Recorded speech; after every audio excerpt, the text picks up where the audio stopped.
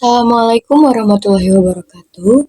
Yang saya hormati Bapak Fianugraha MPD serta teman-teman yang saya banggakan. Puji syukur marilah kita panjatkan kehadirat Allah Subhanahu wa taala yang telah memberikan kita nikmat, kesehatan, kesempatan serta kemudahan sehingga kita bisa hadir pada hari ini. Hadirin yang saya hormati, perkenalkan nama saya Nabila Nur Aini dari Program Studi Pendidikan Bahasa dan Sastra Indonesia. Berbicara di depan umum merupakan kemampuan yang sangat penting dalam kehidupan kita. Tidak hanya sebagai seorang pemimpin, guru, atau pembicara profesional, namun bagi setiap individu, termasuk kita, sebagai mahasiswa dan calon akademisi. Berbicara merupakan jembatan untuk menyampaikan ide, gagasan, dan pemikiran kepada orang lain. Selanjutnya, pada kenyataannya, berbicara di depan umum bukanlah hal-hal yang sederhana.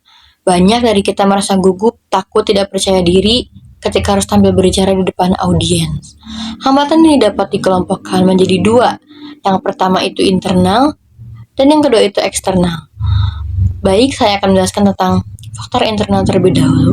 Yang pertama, faktor internal atau hambatan diri. Hadirin yang berbahagia, hambatan internal dalam pikiran dan perasaan kita sendiri itu beberapa diantaranya yaitu yang pertama, kurangnya rasa percaya diri. Kita sering berpikir bahwa orang lain lebih baik daripada kita. Pikiran tidak hanya melemahkan mental, tetapi juga menghilangkan keberanian untuk mencoba. Yang kedua, ada rasa gugup dan kecemasan. Kondisi ini ditandai dengan jantung berdebar, tangan berkeringat, suara gemetar, bahkan pikiran mendadak kosong. Kecemasan adalah reaksi alamiah tubuh terhadap situasi yang dianggap menekan. Yang ketiga, takut salah atau takut dinilai. Kita terlalu khawatir bagaimana orang lain memandang kita. Akhirnya kita justru kehilangan fokus pada pesan yang ingin disampaikan. Dan yang terakhir, kurangnya penguatan materi atau penguasaan materi. Ketika kita tidak memahami materi secara mendalam, maka sulit bagi kita untuk menyampaikan ide atau gagasan yang utama yang akan kita sampaikan. Kemudian saya akan menjelaskan tentang solusi yang harus dilakukan untuk persiapan faktor internal tersebut. Yang pertama itu persiapan yang matang.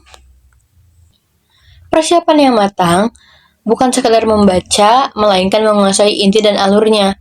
Lalu yang kedua itu latihan secara bertahap. Berlatih di depan cermin, depan teman, atau membuat video, atau merekam suara sendiri dapat membantu membangun kepercayaan diri. Yang ketiga itu bangun pola pikir positif. Katakan pada diri sendiri, saya mampu, saya bisa untuk melakukan ini, dan saya layak. Dan saya tidak harus sempurna. Yang terakhir ada atur nafas dan tempo bicara. Mengambil nafas perlahan sebelum berbicara dapat membantu menenangkan syaraf. Selanjutnya akan saya jelaskan tentang faktor eksternal atau hambatan dari lingkungan. Selain dari dalam diri, hambatan berbicara juga dapat muncul dari situasi sekitar kita, seperti contohnya yang pertama, lingkungan atau suasana yang terlalu formal atau kaku. Yang kedua, audiens dengan ekspresi yang serius atau terlihat kritis sehingga membuat pembicara itu merasa teridentifikasi gitu atau terintimidasi.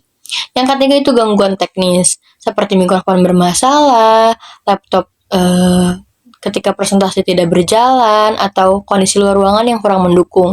Yang keempat ada tekanan sosial seperti rasa sungkan kepada dosen, senior, atau orang yang dianggap lebih berpengalaman. Kemudian, solusi yang tepat untuk melakukan faktor eksternal tersebut merupakan mengenali situasi terlebih dahulu. Apa yang dimaksud kata-kata tersebut? Perhatikan kondisi ruangan, ekspresi audiens, dan suasana acara sebelum berbicara. Yang kedua itu gunakan bahasa tubuh yang positif. Postur tubuh yang tegap, senyum ringan, dan kontak mata yang lembut mencerminkan kepercayaan diri. Bicara dengan tempo jelas dan perlahan. Tidak perlu terburu-buru karena kejelasan lebih penting daripada kecepatan. Yang terakhir itu fokus pada pesan, bukan penilaian. Ingat bahwa tujuan kita itu bukan untuk terlihat sempurna, tetapi untuk menyampaikan makna. Hadirin yang saya hormati, tidak ada orang yang langsung pandai berbicara di depan umum. Semua pembicara hebat pernah mengalami rasa takut, grogi, serta atau apapun itu tentang keraguan tentang dirinya. Perbedaan mereka dengan kita hanyalah berani mencoba lebih dulu dan berani terus mencoba. Keberanian bukan datang karena kita tidak takut, keberanian hadir ketika kita memilih melangkah, meskipun takut itu masih ada.